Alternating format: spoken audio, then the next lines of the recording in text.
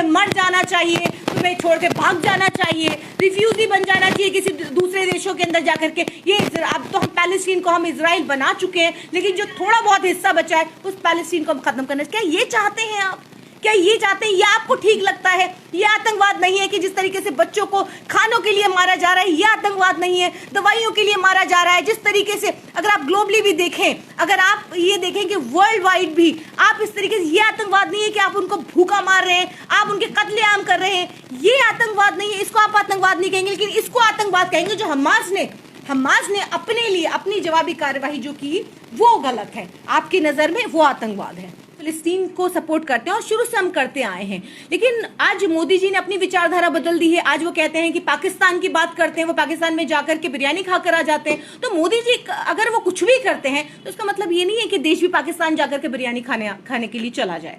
आज पाकिस्तान से तो लोग आ ही रहे हैं, बहुत सारे लोग आ रहे हैं, लेकिन मोदी जी अगर बिरयानी खाने पाकिस्तान जाएंगे या इजराइल को सपोर्ट करेंगे तो देश पाकिस्तान या इजराइल को सपोर्ट नहीं करेगा। तो देखिए, मोदी जी का अपनी सोच है, अपनी विचारधारा है, और वो और मजबूरी भी है, क्योंकि वो जिस सोच और जिस आरएसएस से आते हैं तो वहां पर किस तरीके की वो लाशों पर सियासत करते हैं, लाशों की सियासत करते हैं। तो देखिए, लाशों की सियासत कम से कम भारत के लोग नहीं करना चाहेंगे और ना ही पसंद करेंगे। मैडम, लगातार अल्टीमेटम दिया जा रहा है इजराइल की तरफ से कि गाजा खाली किया जाए। कहाँ जाएंगे बताइए? गाजा आप अल्टीमेटम देते हैं कि गाजा खाली कर दीजिए, तो गाजा जाएगा कहाँ? पूछना चाहते हैं कि आप अल्टीमेटम, ऐसे अल्टीमेटम बहुत दिए जाते हैं, लेकिन वो अल्टीमेटम का क्या कि जो आप वहां उनकी इलेक्ट्रिसिटी बंद कर देते हैं, उनकी वाटर पाइपलाइन बंद कर देते हैं, उनको खाने पीने अस्पतालों की जो चीजें हैं वो तक मुहैया नहीं कराई जा रही है। वहां पर सारी जितने भी आप देखिए कि वहां पर किस तरीके से रॉकेट्स बमबारी की जा रही है, और आप कहते हैं हमने अल्टीमेटम दे दिया कि आप गाजा खाली कर दीजिए।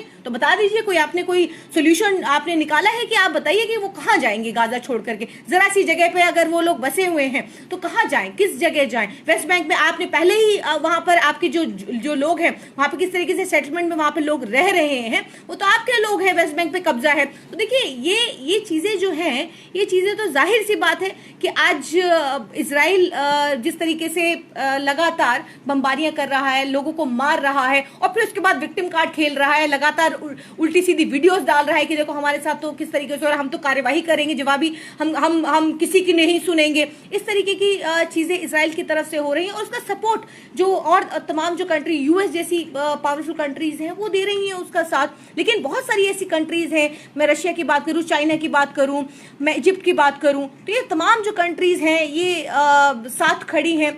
और आपने जो अंग्रेजों पे जो भगत सिंह का नाम लिया आपने, जो और भी हमारे स्वतंत्रता सेनानी थे, उन लोगों ने आजादी की लड़ाई में जो अंग्रेजों पे अटैक किया या बमबारी करी, जो भी हमारे पास सहूलतें थी, उसकी तुलना हमास के अटैक से करी।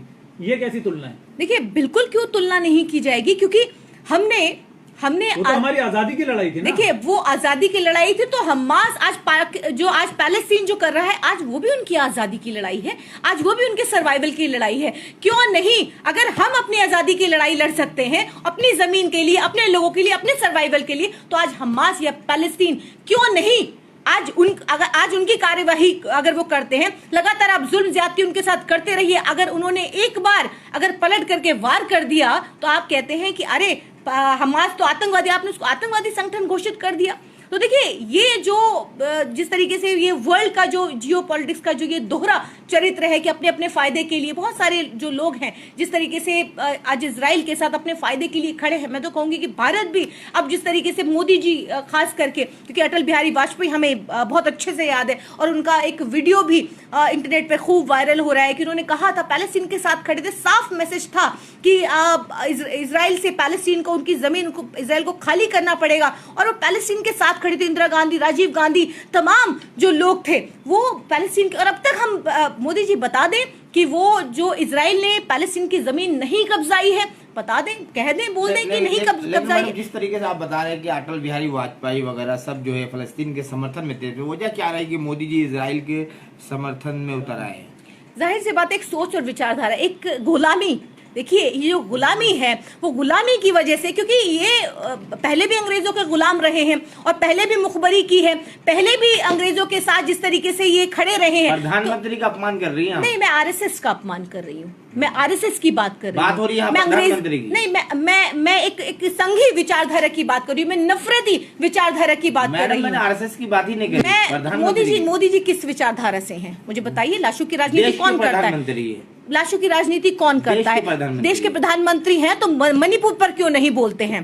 मणिपुर पर क्यों नहीं जाते हैं? अडानी जिस तरीके से अडानी का लाखों लाख करोड़ रुपए जिस तरीके से वहां पर लगा हुआ है, तो मोदी जी की तो मजबूरी है कि वो इजराइल के साथ खड़े हों। अगर मोदी जी की ये मजबूरी नहीं है तो मोदी जी बता दें कि वो इजराइल के साथ क्यों खड़े। अब तक भारत पैलेस्टीन के साथ खड़ा था, लेकिन अब ऐसी क्या मजबूरी है जो इजराइल के साथ खड़ा होना पड़ा?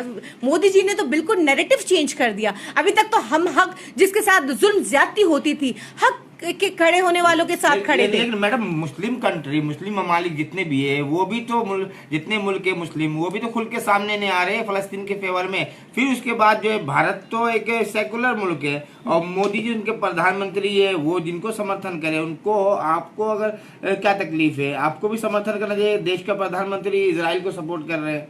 देखिए, मैंने कहा ना, ममालिक भी खुल के फलस्तीन के फेवर में नहीं आ रहे। ऐसा नहीं है कि देखिए, मैंने कहा कि जियो पॉलिटिक्स की वजह से सब अपने अपने फायदे के लिए, कुछ कंट्रीज जिस तरीके से इजराइल के साथ हैं, क्यों? क्योंकि उनका हाल फिलहाल में बहुत सारी कंट्रीज के, आपने सही कहा कि बहुत सारी मुस्लिम कंट्रीज इजराइल के साथ खड़ी हैं, बिल्कुल खड़ी हैं। क्यों? क्योंकि हाल फिलहाल में उनका किस तरीके का पैक्ट हुआ है, उनको उसको वो देखिए आप। और जिस तरीके से जो लोग जो हक के साथ खड़े हैं वो पैलेस्टीन के साथ खड़े हैं। लेकिन आज देखिए, पूरा वर्ल्ड अपने अपने हिसाब से जिस तरीके से चीजें अपने मुताबिक चला रहा है, वो सबके सामने है। लेकिन अगर बात की जाए मोदी जी की, आप मोदी जी की बात कर रहे हैं कि मोदी जी अगर इजराइल के साथ खड़े हैं तो मुझे क्या तकलीफ है? देखिए, मुझे बिल्कुल तकलीफ है, मुझे बिल्कुल तकलीफ है, क्योंकि आज मोदी जी अब उस सोच से, उस विचारधारा से, जिस तरीके से भारत कभी भी जुल्म करने वाले के साथ कभी नहीं खड़ा होता था, आज मोदी जी वहां जाके खड़े हैं। और किसके लिए खड़े हैं? अडानी के लिए खड़े हैं,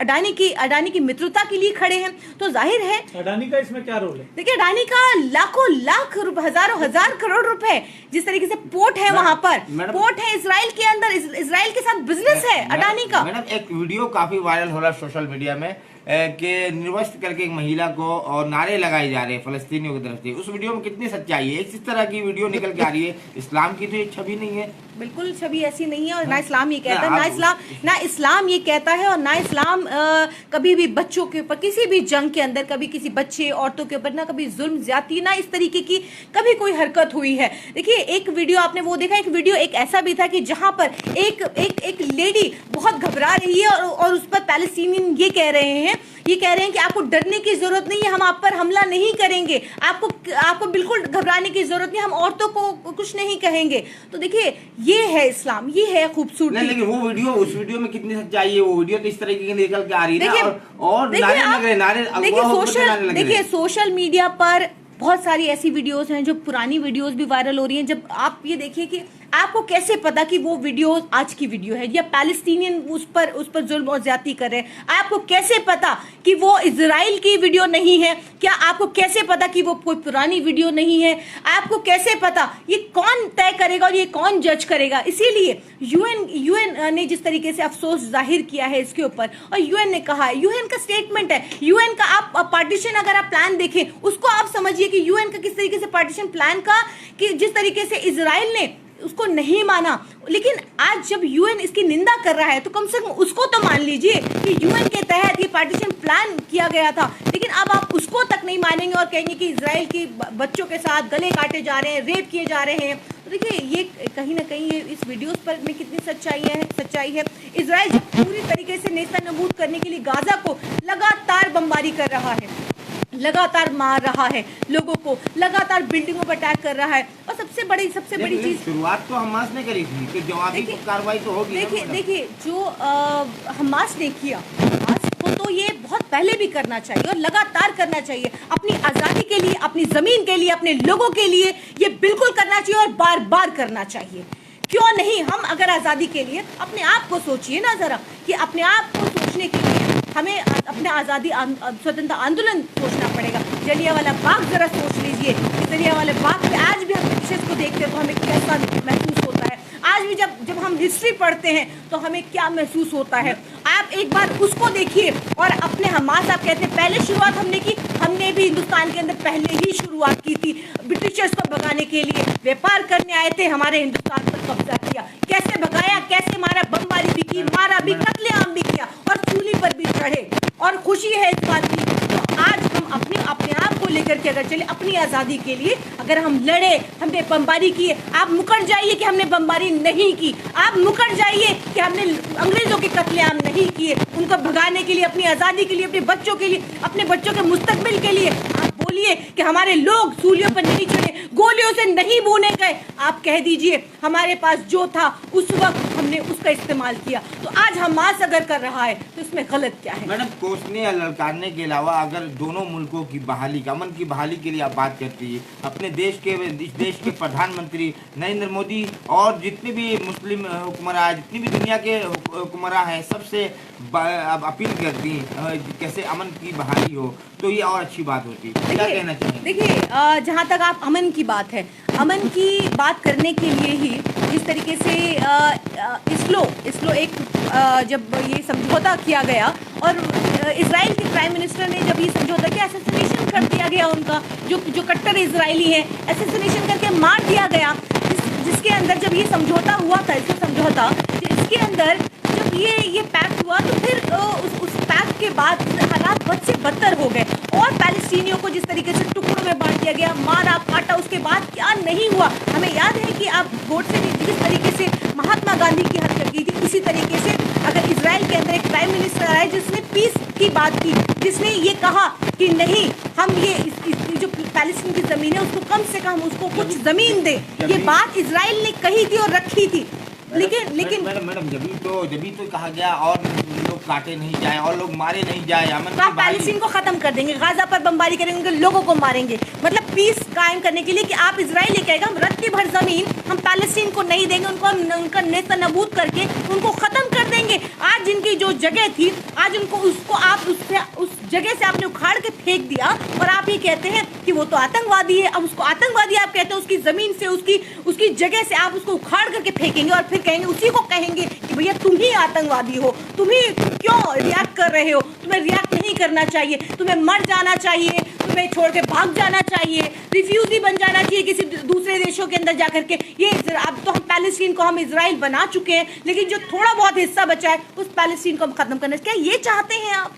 क्या ये चाहते हैं? ये आपको ठीक लगता है? ये आतंकवाद नहीं है कि जिस तरीके से बच्चों को खानों के लिए मारा जा रहा है, ये आतंकवाद नहीं है। दवाइयों के लिए मारा जा रहा है, जिस तरीके से अगर आप ग्लोबली भी देखें, अगर आप ये देखें कि वर्ल्ड वाइड भी आप इस तरीके से, ये आतंकवाद नहीं है कि आप उनको भूखा मार रहे हैं, आप उनके कत्लेआम कर रहे हैं, ये आतंकवाद नहीं है। इसको आप आतंकवाद नहीं कहेंगे, लेकिन इसको आतंकवाद कहेंगे जो हमास ने अपने लिए अपनी जवाबी कार्यवाही जो की वो गलत है, आपकी नजर में वो आतंकवाद है। चलिए, धन्यवाद।